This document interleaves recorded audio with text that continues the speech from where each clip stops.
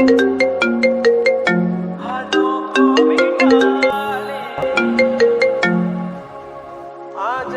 ভাবি, কেমন আছেন?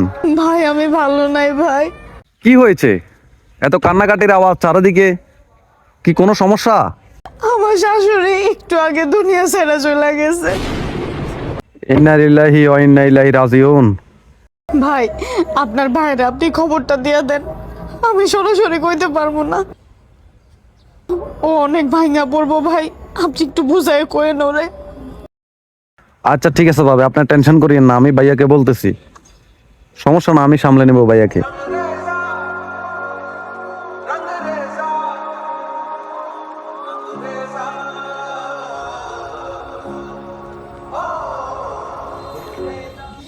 রাকিব, জি ভাই। কালকে তো একটু মার্কেটে যাব।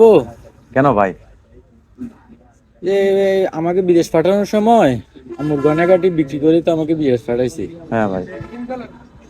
এখন কালকে মার্কেটে গিয়ে আমার জন্য কিছু গয়নাগাটি কিনবো, আর চিন্তা ভাবনা করতেছি সামনের মাসে আমি বাড়িতে যাব। বুঝছি ভাই।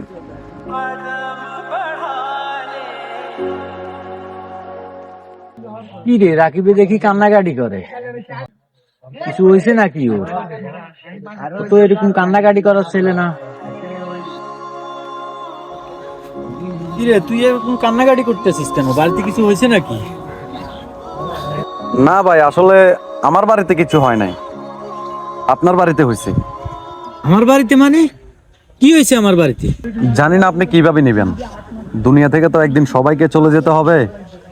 আসলে চাচি আর নাই, মানে আপনার আম্মু মারা গেছে। মা মারা গেছে মানে? মা!